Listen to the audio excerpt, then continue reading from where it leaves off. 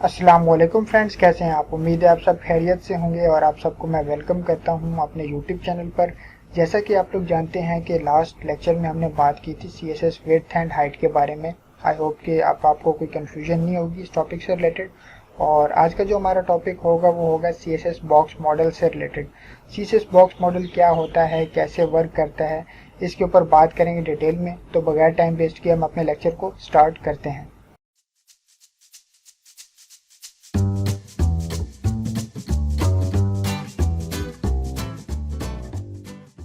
जी तो फ्रेंड्स, अब आपके सामने मैंने अपना जो वर्ड डॉक्यूमेंट है वो ओपन कर लिया है और यहाँ पे जितना भी कंटेंट है ये सब सीएसएस बॉक्स मॉडल से रिलेटेड है। तो स्टार्ट करते हैं। All HTML elements can be considered as boxes. जितने भी एचटीएमएल एलिमेंट्स होते हैं उनको कंसीडर किया जाता है बॉक्सेस के ज़रिए, ठीक है। हम उनको बॉक्सेस कह सकते हैं। तो द CSS बॉक्स मॉडल ये क्या होता है। In CSS the term box model is used when talking about design and layout. जब हम बात करते हैं CSS में डिज़ाइन या लेआउट की, तो यहाँ पे जो बॉक्स मॉडल है इसका बहुत इंपॉर्टेंट रोल है। In CSS box model is essentially a box that wraps around every HTML elements. अब जो CSS बॉक्स मॉडल है वो क्या है, बेसिकली एक बॉक्स है जो कि जितना भी हमारे HTML एलिमेंट होते हैं उनके दरमियान क्या हो जाता है, रैप हो जाता है, यानी कि इर्द गिर्द से उसको कवर कर लेता है। उसके बाद it consist of margin, borders, padding and the actual content, ठीक है। तो ये क्या करता है कि इसमें मार्जिन भी इंक्लूड होते हैं, बॉर्डर्स भी होते हैं, पैडिंग भी होता है और एक्चुअल कंटेंट भी होता है। अब जैसे ये एक इमेज है, इसमें अगर मैं आपको समझाऊं तो फॉर एग्जांपल जहाँ पे ये कंटेंट लिखा हुआ है, ये कंटेंट क्या हो कि आपका कोई भी H1 की हेडिंग हो सकती है, जो कोई पैराग्राफ होता है, ये कंटेंट हो गया हमारा। उसके बाद ये क्या होगी, हमारी पैडिंग हो गई। और उसके बाद ये हमारा बॉर्डर हो गया ये वाला। और उसके बाद यहाँ पे जो हमने ऊपर से मार्जिन वगैरह दिया हुआ वो यहाँ पे हो जाएगा। और इसके अगर हम इसकी जो बॉक्स है इसकी बात करें तो ये कंप्लीट हम इसको कह देंगे कि ये एक डिव है। डिव भी हम कह सकते हैं। अभी आपको मज़ीद ये समझ आएगी। ये एक एग्जांपल है हमारे पास, मैं आपको समझाऊंगा अभी। सबसे पहले हम एक्सप्लेनेशन देख लेते हैं, जो पार्ट्स हैं डिफरेंट इसके बारे में। Content, the content of the box where text and images appear. अब ये देखें, ये जो कंटेंट वाला सेक्शन है यहाँ पे हमारी इमेज या कोई भी हमारा टेक्स्ट वगैरह है वो यहाँ पे होगा। उसके बाद padding clears an area around the content, ठीक है। तो ये जितना भी ऊपर यहाँ पे कंटेंट के साइड पे आपको ये एरिया देख रहा है, ये क्या है, ट्रांसपेरेंट है और ये क्लियर किया गया एरिया। तो ये क्या कहलाता है, ये पैडिंग है, ठीक है। इसने क्या किया पैडिंग ने कि आपका जो कंटेंट के साइड पे जितना भी एरिया था, जितना भी आपने पैडिंग बताई है, उस एरिया को क्या कर दिया, क्लियर कर दिया और ट्रांसपेरेंट कर दिया उस एरिया को। उसके बाद बॉर्डर की बात होती है, border that goes around the padding and content. Border क्या होता है, पैडिंग और उसके बाद कंटेंट, पैडिंग और कंटेंट के अराउंड जो होता है वो क्या होता है, बॉर्डर होता है। ये देखें, ये बॉर्डर है, ठीक है, ग्रीन कलर का। उसके बाद बात आती है मार्जिन की। मार्जिन क्या करता है, clear an area outside the border. Border के आउटसाइड पे यानी बॉर्डर के बाहर की तरफ वो क्या करता है, एरिया को क्लियर करता है, जितना भी हमें एरिया चाहिए होता है। तो ये कुछ पार्ट्स हैं इसके जो कि आपको मैंने समझाए हैं। The box model allows us to add a border around elements and define space between elements, ठीक है। हम किस लिए यूज़ करते हैं बॉक्स मॉडल, इसलिए यूज़ करते हैं कि अगर हमारे पास डिफरेंट एलिमेंट्स हैं तो हम उनके दरमियान में बॉर्डर ऐड कर सकें या फिर स्पेस वगैरह ऐड कर सकें। तो एक एग्जांपल है मेरे पास यहाँ पे, अगर ये देखें, ये वाली एग्जांपल अभी हम करते हैं। तो मैं यहाँ पे अपना एडिटर ओपन कर लेता हूँ। उसके बाद एडिटर ओपन करने के बाद मैं क्या करता हूँ कि यहाँ पे एक न्यू फाइल क्रिएट करता हूँ और कंट्रोल S और उसके बाद CSS बॉक्स मॉडल .html, ठीक है, सेव करते हैं। उसके बाद अब ये हमारी फाइल यहाँ पे क्रिएट हो चुकी है। बेसिक सिंटेक्स हमें चाहिए तो टैब प्रेस किया और यहाँ पे हम टाइटल में लिख देते हैं CSS बॉक्स मॉडल। ठीक है, अब यहाँ पे हमने क्या करना है कि हमें एक डिव चाहिए। ठीक है, इस डिव में हमारा कोई भी टेक्स्ट हो सकता है, लॉरेन एस्पम जिस तरह है। तो ये अब हमारी क्या हो चुकी है, एक डिव क्रिएट हो चुकी है। और इसको मैं क्या करता हूँ, ब्राउज़र में जाके रिफ्रेश रन करता हूँ, सॉरी। तो यहाँ पे मेरी ये फाइल मौजूद है CSS बॉक्स मॉडल।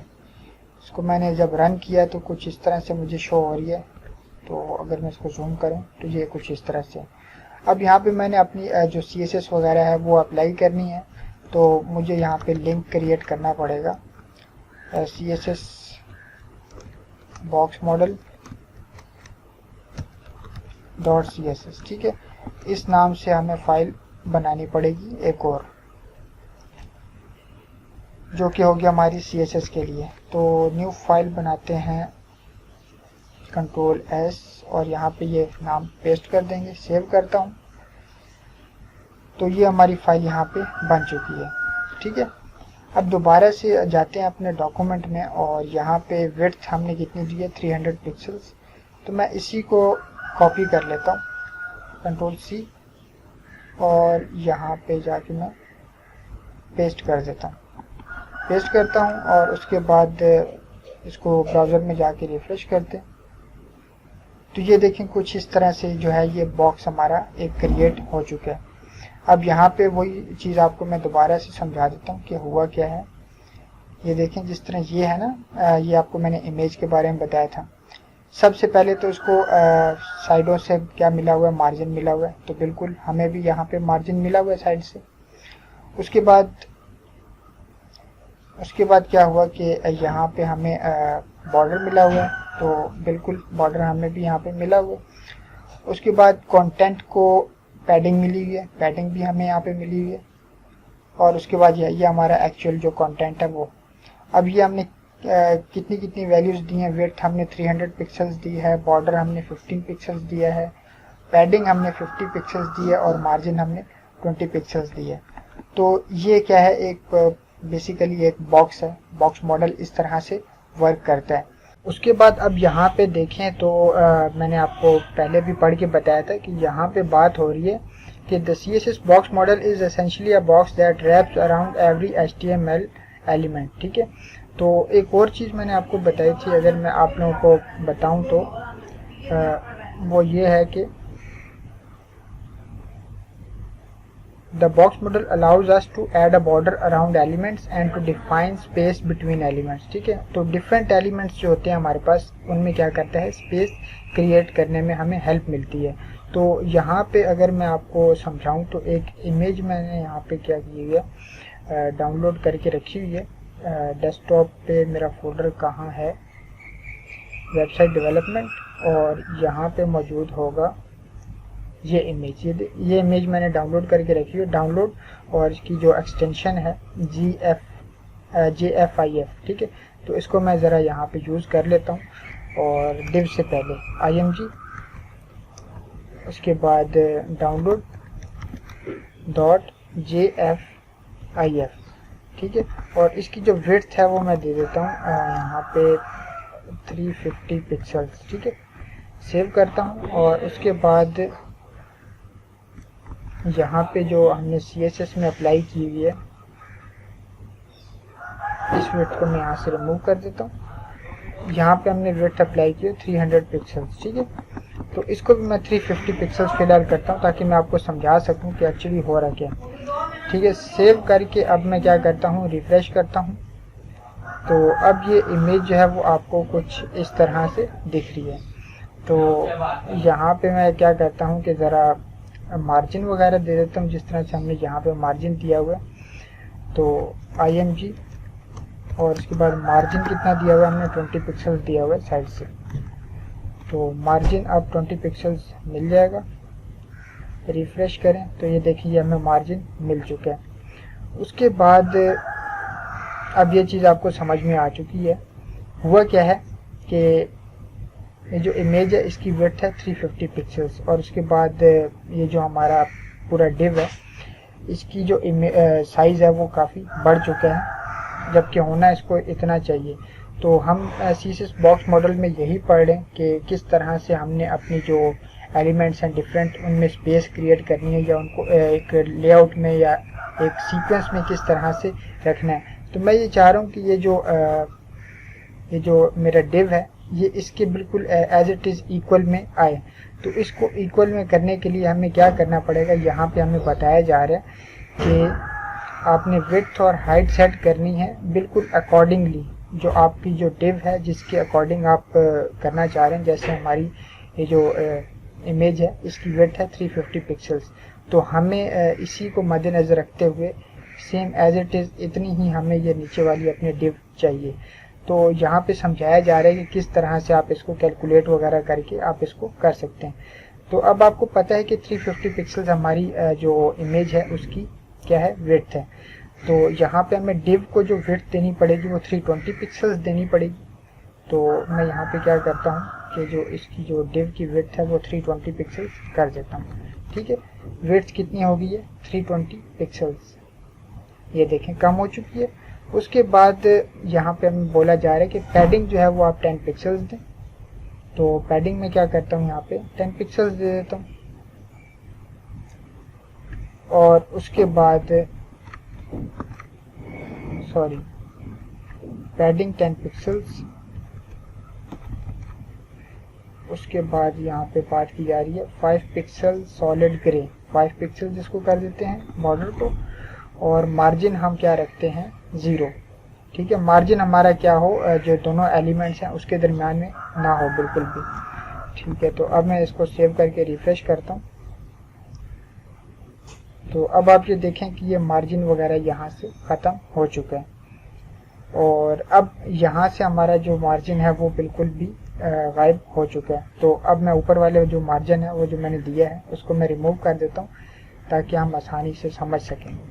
ठीक है, ये क्या हो गया, मार्जिन हमारा रिमूव हो गया इमेज का। अब आप देखें ये दोनों क्या हैं, एक दूसरे के इक्वल हैं, बिल्कुल एज इट इज़ वर्क कर रहे हैं। जिस तरह विड्थ की इमेज है 350 पिक्सल्स और इसकी भी एज इट इज़ 350 पिक्सल्स हो चुकी है। लेकिन अब आप ये सोच रहे होंगे कि यहाँ पे 320 पिक्सल्स हमने विड्थ दी हुई है तो ये किस तरह से हुई है।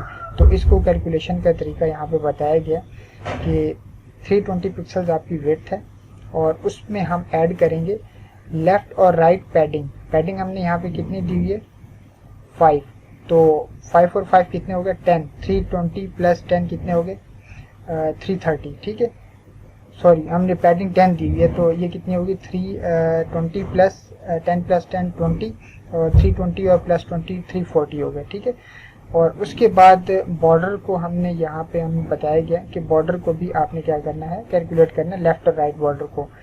तो लेफ़्ट और राइट जो बॉर्डर है हमारा वो कितना है, वो है 5 पिक्सल्स। ठीक है, 320 और ये वाले 20 कितने हो गए, 340 और उसके बाद ये 10 कितने हो गए, 350। तो एक्चुअल में हमारी जो इस डिव की जो विड्थ है वो क्या है, 350 पिक्सल्स। इस वजह से हमें ये क्या दिख रहा है, इस वजह से हमें ये जो दोनों एलिमेंट्स हैं ये हमें बिल्कुल एग्जैक्ट दिख रहे हैं और इक्वल दिख रहे हैं। देखें बिल्कुल एग्जैक्ट हैं, बिल्कुल इक्वल हैं हर जगह से। तो इस तरह से CSS बॉक्स मॉडल वर्क करता है और डिफरेंट एलिमेंट्स जब आप बना रहे होते हैं, जैसे ये हमारी इमेज है और उसके बाद यहाँ पे ये नीचे उसका कोई पैराग्राफ वगैरह है, तो इस तरह से आपने उसको एडजस्ट करना होता है कैलकुलेशन वगैरह करके। कैलकुलेशन दोबारा से समझ लें कि जब भी आपने विड्थ और हाइट सेट करनी है तो आपने पैडिंग और बॉर्डर वगैरह जो है वो यहाँ पे इंक्लूड होंगे लाजमी। अब यहाँ पे बात की जा रही थी कि it consist of margin, border, padding and actual content. ठीक है, तो मार्जिन जो पैडिंग और बॉर्डर वगैरह होगा उसकी जो वैल्यू होगी वो भी इसमें कैलकुलेट होगी। लेफ्ट हैंड किस तरह से हमने कैलकुलेट किया है, 320 पिक्सल्स हमारी जो कंटेंट है उसकी विड्थ है, जो डिव है हमारी, और उसके बाद पैडिंग हमारी कितनी थी 20 और उसके बाद 10 हमारा क्या था बॉर्डर और ये क्या था 0। तो यहाँ पे एक दफ़ा से दोबारा देख लेते हैं। 320 में हमने क्या किया, यहाँ पे मैं नीचे आपको करके बता देता हूँ। 320 हमारी क्या थी, विड्थ थी, उसमें हमने प्लस किए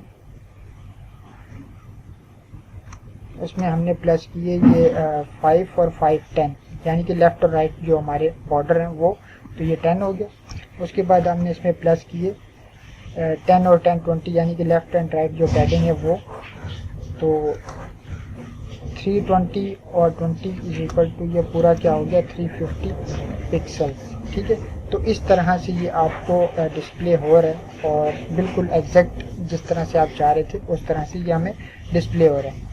तो इस तरह से ये CSS बॉक्स मॉडल वर्क करता है। आई होप कि आपको ये सब चीज़ें अच्छी तरह से समझ आ चुकी हैं, कोई कन्फ्यूजन नहीं होगी इसमें।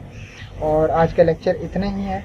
कोई प्रॉब्लम हो, कोई कन्फ्यूजन हो तो आप मुझसे पूछ सकते हैं बगैर किसी हेजिटेशन के। मिलता हूँ आपको इंशाल्लाह नेक्स्ट लेक्चर में, तब तक के लिए दुआ में याद रखिएगा। अल्लाह हाफिज़।